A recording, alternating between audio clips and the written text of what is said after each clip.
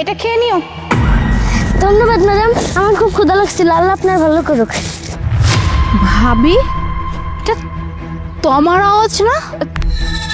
আরে মুনা, তুমি এসব কি বলতেছো? এটা আমাদের তমা কি করে হতে পারে? তুমি কি ভুলে গেছো আমাদের তমা যে কিডন্যাপ হয়ে গেছিল? আমাদের তমাকে তো এখনো খুঁজে পাওয়া যায়নি। হ্যাঁ ভাবি, এটা সত্যি যে আমরা তমাকে আজ পর্যন্ত খুঁজে পাইনি, কিন্তু আমার কাছে মনে হচ্ছে ওটা তমা। আমি ওর আওয়াজ যে ভুল চিনবে এমনটা হতেই পারে না, ওইটা তমা। না মুনা, তুমি ভুল করতেছো। অ্যাকচুয়ালি তুমি তো তমাকে অনেক বেশি ভালোবাসতা, এই জন্যই তোমার মনে হচ্ছে যে ওটা তমা, কিন্তু ওটা আমাদের তমা না। চলো, আমাদের লেট হয়ে যাচ্ছে। না ভাবি, আমার কাছে মনে হচ্ছে ওইটাই তমা। ভাবি, ওইটা তো তমা। আমি তোমাকে বলছি না, হ্যাঁ আমি ওর আওয়াজ আমি ভুল চিনতে পারি না। কত বছর আমি ওর সাথে ছিলাম, আর তুমি বলতেছো আমি ওর আওয়াজ চিনবো না? ওইটা আমাদের তমা। আরে বাবা, তোমাকে এক কথা কতবার করে বলতে হয় আমার? বললাম না ওইটা আমাদের তমা না। চলো তো এখান থেকে। এ কেমন মা তুমি ভাবি? হ্যাঁ, এত বছর পর নিজের মেয়েকে তুমি দেখতে পাইছো আর তুমি বলতেছো বাসায় চলে যেতে? শোনো, আমি কোথাও যাব না। আমি ওর কাছে যাবার জিজ্ঞেস করবো এখানে কি করতেছে।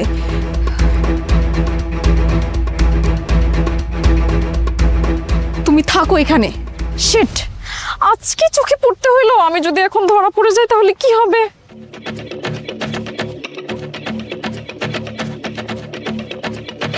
না না ম্যাডাম, আমি আপনার এই খাবারটা দিব না, আমার খুব ক্ষুধা লাগছে, আমি এই খাবারটা খাবো। না না, তোমার খাবার আমি নিব না। আচ্ছা, তুমি আমাকে একটা কথা বলো তো, তুমি এত বাচ্চা একটা মেয়ে, তুমি এখানে শুয়েছিলে, তোমার মা বাবা কোথায়? আমার মা বাবা, আমার মাকে তো আল্লাহ তার নিজের কাছে নিয়ে গেছে, আর আমার বাবা আরেকটা বিয়ে করছে।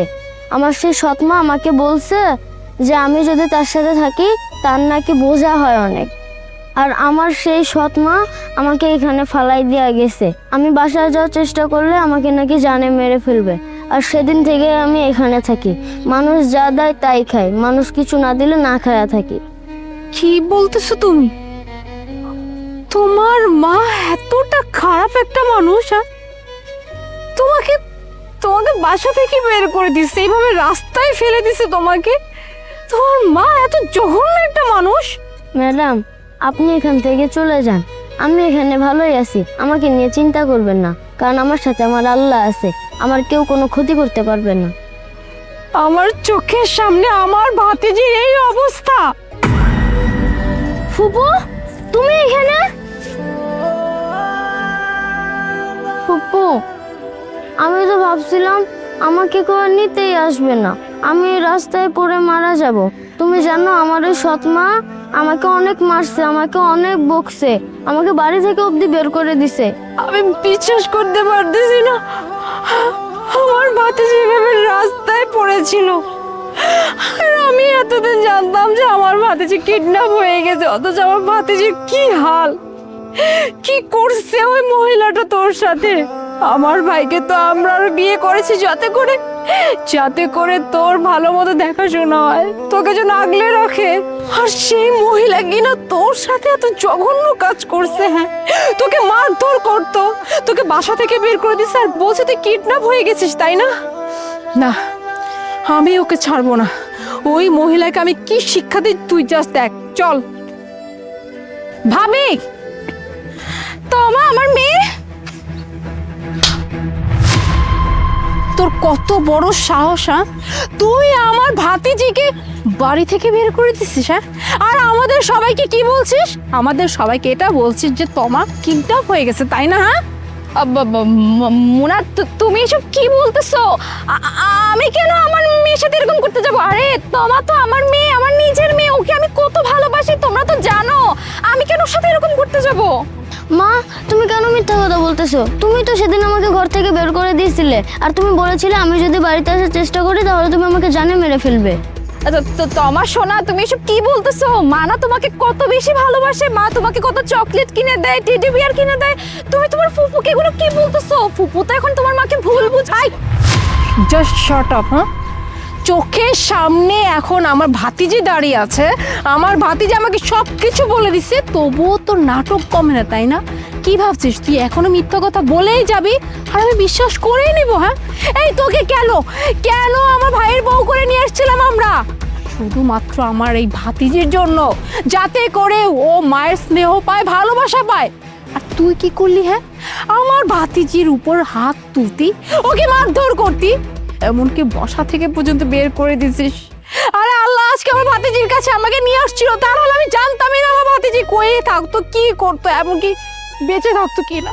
রাস্তায় পড়েছিল এখানে আমার ভাতিজি, যে ভাতিজিকে আমি এত কষ্ট করে লালন পালন করতাম। হ্যাঁ, যে মেয়েটা আমাদের সবার চোখের মনে ছিল, আর তুই সেই মেয়েটাকে এইভাবে রাস্তায় ধুলায় ফেলে গেছিলি। হ্যাঁ, শুধুমাত্র নিজের স্বার্থের জন্য।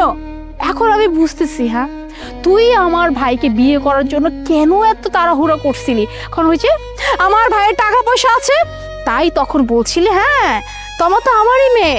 কিন্তু আমার ভাতিজিকে তুই বের করে দিয়ে, বাহ কত দামি দামি জামা কাপড়, কি লাইফস্টাইল, ফ্রেন্ড সার্কেল, পার্টি, এগুলো নিয়ে এখন ব্যস্ত। এটা তো আমার আসলে ভাইয়ের দোষ, কারণ আমার ভাইটা ওই সহজ সরল, তো তোর মতো মহিলাকে না এখন পর্যন্ত সহ্য করে আসছে, আর এটাই বিশ্বাস করছে যে হ্যাঁ তার মেয়ে কিডন্যাপ হয়ে গেছে। কিন্তু না, আর না, আমি তোর কি অবস্থা করি তুই জাস্ট দেখ। আমি আমার ভাইকে তোর এই রূপ সবকিছু আমি চাই সবকিছু বলে দিব। মোনা প্লিজ, মোনা তুমি আমাকে ক্ষমা করে দাও। আমি তোমাকে প্রমিস করতেছি আর কখনো তোমার সাথে খারাপ ব্যবহার কখনো করবো না, আর ওর সাথে এরকম করে তো অনেক দূরে থাকো, আমি অনেক বেশি ভালোবাসো। তাও প্লিজ তুমি তোমার ভাইকে কিছু বলো না, তাহলে না ও আমাকে ছেড়ে দিবে, আমার সংসারটা ভেঙে যাবে, প্লিজ। এই তুই কি করে ভাবলি রে? তোর মতো এরকম নিকৃষ্ট মা এখন পর্যন্ত আমি আমার ভাতি আশেপাশে আমি ঘিরতে দিব? শোন, আমি তো তোকে ছাড়বো না, তোকে আমি এমন শাস্তি দিব যাতে করে আমার ভাতিজি এই কয়দিন রাস্তায় পড়ে পড়ে যে কষ্ট পাইছে তার 4 গুণ কষ্ট যেন তুই পাস। আর আমি এক্ষুনি যাচ্ছি ভাইকে আর বাড়ির সবাইকে তোর এই কাহিনী বলার জন্য। মা চল। শিট।